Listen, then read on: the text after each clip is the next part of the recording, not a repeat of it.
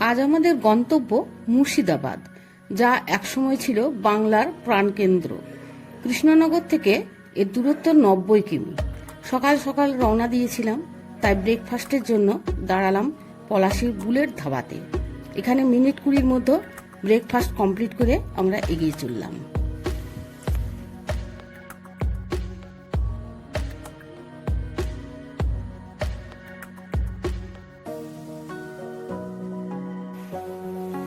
নবাবের শহরের প্রবেশের প্রথম স্থান মতিঝিল, যা আদতে একটি অশ্বক্ষুরাকৃতি হ্রদ। শোনা যায় অতীতে এখানে মুক্তো চাষ হতো।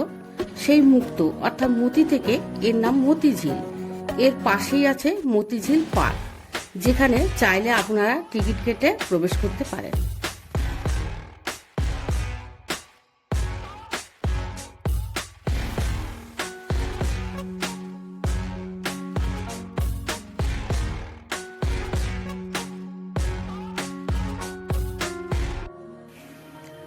আমরা অবশ্য সেটি ভিজিট করলাম না, কারণ স্বল্প সময়ে পরবর্তী দর্শনীয় স্থানগুলো দেখব বলে। দ্বিতীয় স্থান হল জাহানকোষ কামান।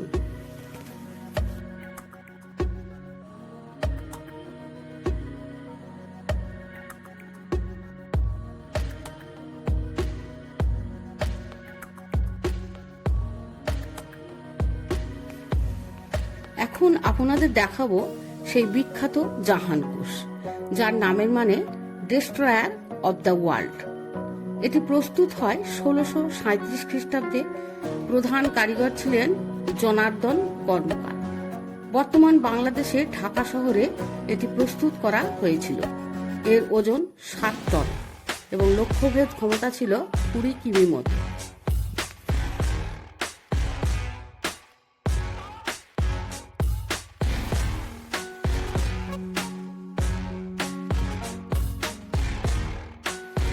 এখন আপনাদের দেখাবো ইন্ডিয়ান সাবকন্টিনেন্টের সব থেকে বড় মসজিদ, কাটরা মসজিদ, যা 1723 থেকে 1724 খ্রিস্টাব্দের মধ্যে প্রস্তুত হয়।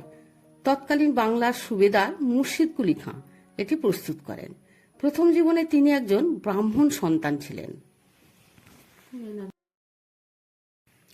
মোগল পিরিয়ডে এই শহরের নাম ছিল মাকসুদাবাদ। 1704 খ্রিস্টাব্দে মুর্শিদ কুলি খাঁ বাংলার নবাব হলে তার নাম থেকে মুর্শিদাবাদ, যা 1790 খ্রিস্টাব্দ পর্যন্ত বাংলার রাজধানী ছিল। পরবর্তীকালে ব্রিটিশরা রাজধানী স্থানান্তরিত করেন। একসময় এই শহরে সিল্ক, গোল্ড, সিলভার ও হাতির দাঁতের কাজের জন্য বিশ্ববিখ্যাত ছিল।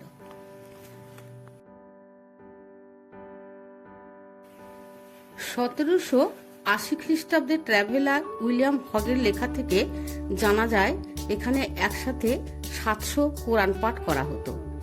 এই মসজিদকে মাদ্রাসা বলেও গণ্য করা হতো। এর 4 কোণে 4টি 70 ফিটের উঁচু মিনার বা টাওয়ার ছিল, যা 1897 সালের ভূমিকম্পে ধ্বংস হয়ে যায়। বর্তমানে এটি আর্কিওলজিক্যাল সার্ভে অফ ইন্ডিয়া এবং গভর্নমেন্ট অফ ওয়েস্ট বেঙ্গলের তত্ত্বাবধানে রয়েছে।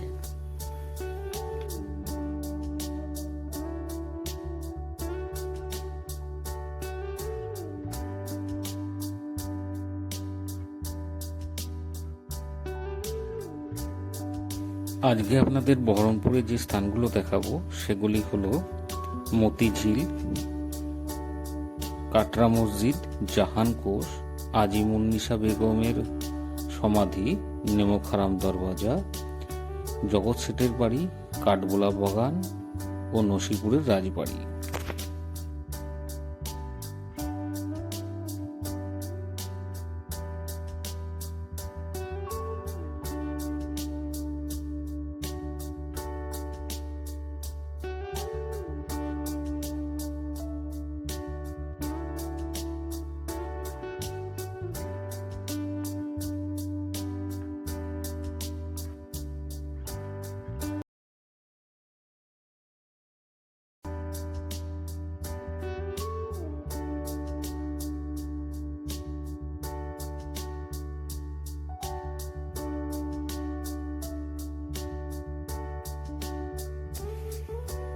ইতিহাসে যাকে কলিজা বেগম নামে চেনে তার আসল নাম ছিল আজিমুন্নিসা বেগম, বাংলার প্রথম নবাব মুর্শিদকুলি খাঁর কন্যা ও বাংলার দ্বিতীয় নবাব সুজাউদ্দিনের স্ত্রী। তার মৃত্যুটা কন্ট্রোভার্সিয়াল। অনেকে বলেন তিনি শারীরিকভাবে সুস্থ হতে হাকিমের পরামর্শ অনুসারে বাচ্চাদের কলিজা খেতেন। আর এই খবর মুর্শিদকুলি খাঁ পেলে তার নিজের কন্যাকে জীবন্ত কবর দেন। তবে বর্তমান ইতিহাসবিদদের এই নিয়ে দ্বিমত রয়েছে।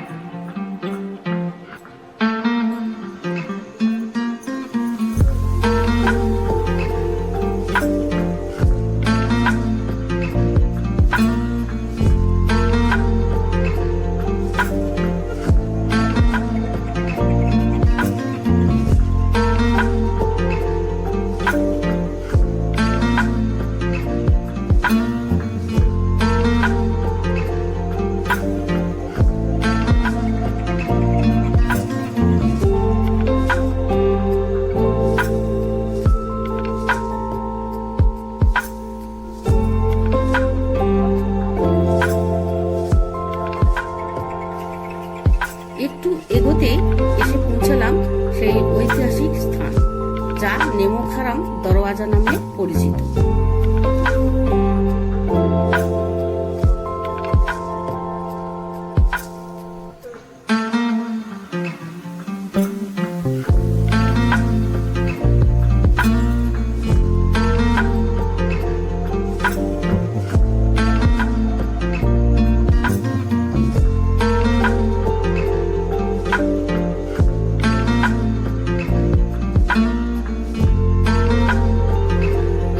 আসলে ছিল মির্জাফরের বাসগৃহ।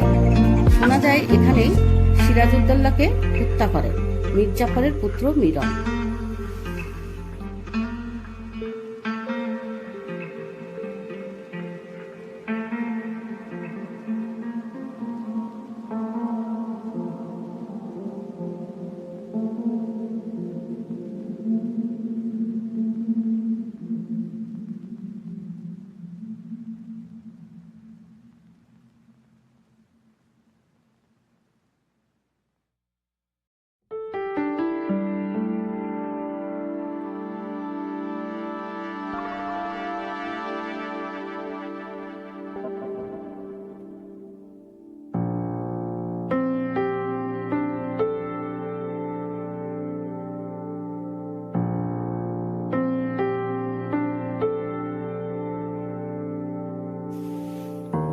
আমরা এখন যে প্যালেসটি দেখছি এটি নসিপুর রাজবাড়ি নামে পরিচিত, যেটি 1865 খ্রিস্টাব্দে রাজা কীর্তিচন্দ্র সিংহ বাহাদুর নির্মাণ করেন।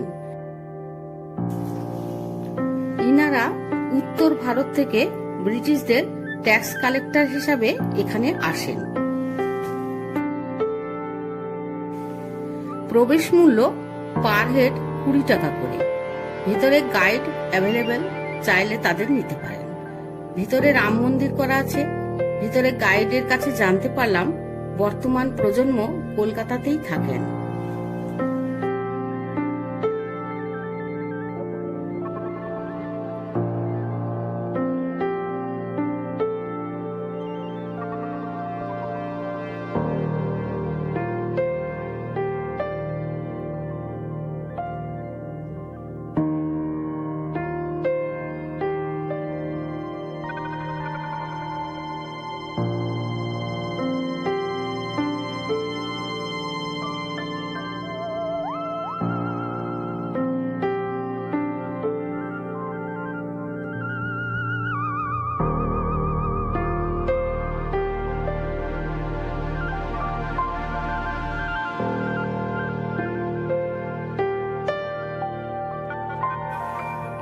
এখন যেখানে আছি তাকে তৎকালীন সময়ের আরবিআই বললেও কম হয়। এই জগৎ শেঠের এতটাই আর্থিক ক্ষমতা ছিল, তিনি বাংলার রাজনৈতিক প্রেক্ষাপট কন্ট্রোল করার ক্ষমতা রাখতেন। তাই তাকে মুঘল সম্রাট উপাধি দেন মানিক চাঁদ, যার অর্থ ব্যাংকার অফ দ্য ওয়ার্ল্ড। বাংলার সিংহাসন বদলে তার প্রভাব থাকলেও পরিণতি খুব একটা ভালো হয়নি। মির্জাফর সিংহাসনে বসার পর 1763 সালে জগৎ শেঠ, মেহতাব চাঁদ ও স্বরূপ চাঁদ এদেরকে হত্যা করে মুঙ্গের ফোর্টে বডি ফেলে দেন। তাই কথাই বলে না, পাওয়ার, মানি এগুলোর অহংকার না করাই ভালো।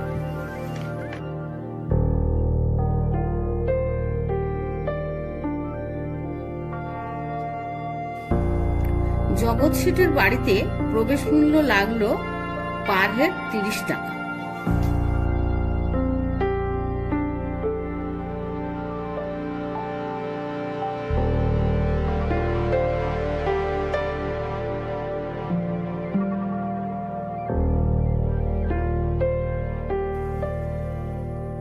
শীতের পাওনা হিসাবে পেলাম নলেন গুড়ের চা, প্রতি কাপ 20 টাকা করে।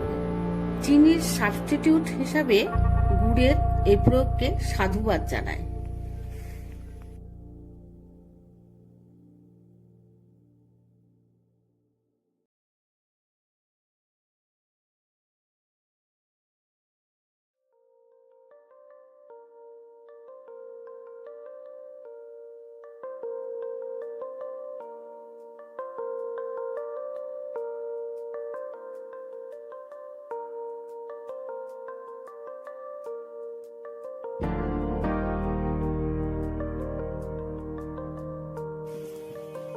উনিশ শতকের দোরগোড়ায় মুর্শিদাবাদ মারওয়াড়ি জয়েন্ট কমিটির একটি কেন্দ্র হয়ে দাঁড়ায়।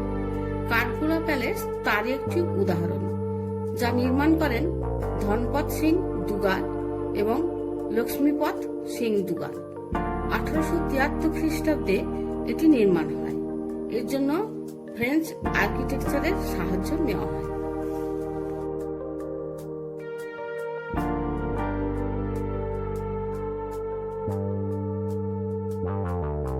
এখানে প্রবেশ মূল্য মাথাপিছু 30 টাকা, আর দোতলায় যেতে হলে আরো 20 টাকা করে।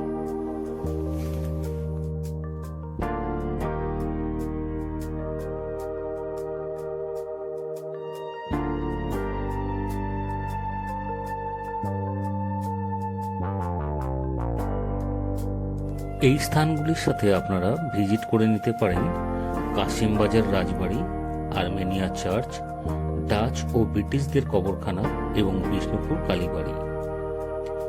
আপনাদের আরেকটা ইনফরমেশন দিয়ে রাখি, যদি আপনারা প্রাইভেট কারে আসেন তাহলে প্রবেশের সময় মিউনিসিপ্যালিটির 100 টাকার অনুমতিপত্র নিতে হয় এবং সেখানে গভর্নমেন্টের গাইড পাওয়া যায়। চাইলে আপনারা সেখান থেকে গভর্নমেন্টের গাইড হায়ার করতে পারেন।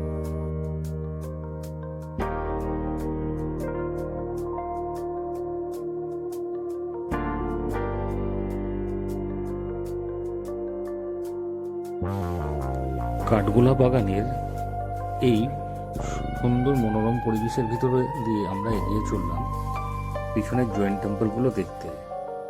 ভিতরে প্রবেশ করে দেখলাম এগুলো রাজস্থানী স্টাইলের তৈরি, কিন্তু ভিতরে ভিডিওগ্রাফির অনুমতি না থাকায় সেগুলো আমরা শেয়ার করতে পারলাম না। তবে আপনারা অবশ্যই আসলে এই স্থানগুলো অবশ্যই ভিজিট করবেন, আশা করি আপনাদের ভালো লাগবে।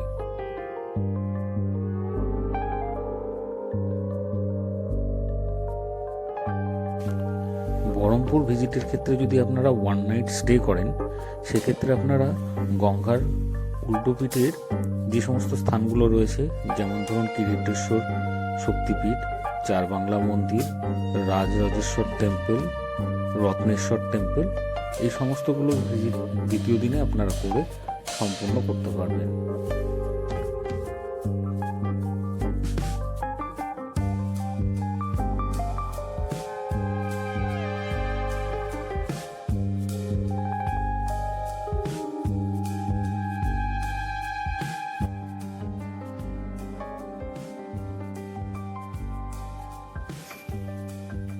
প্রথমেই বলে রাখি, হাজারদুয়ারি প্যালেস কিন্তু সিরাজউদ্দৌলার প্যালেস নয়।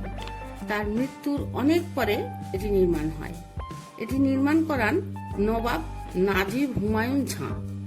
এর ভিতরে 1000টা দরজার জন্য এর নাম হয় হাজারদুয়ারি। এই হাজারদুয়ারির আর্কিটেকচার ছিলেন কর্নেল ম্যাকলড। তার তত্ত্বাবধানে সাগর মিস্ত্রি নামে একজন বাঙালি ক্লক টাওয়ার ডিজাইন করেন।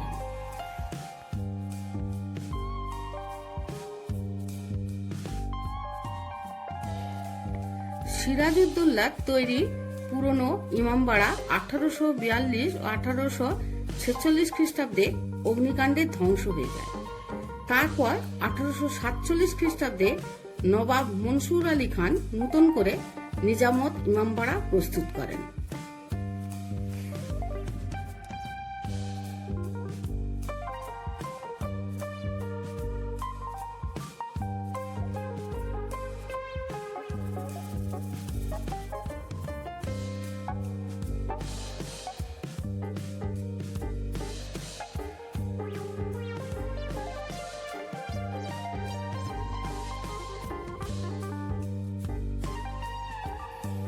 আপনাদের ভিডিওগুলি ভালো লাগলে লাইক, শেয়ার এবং সাবস্ক্রাইব করবেন।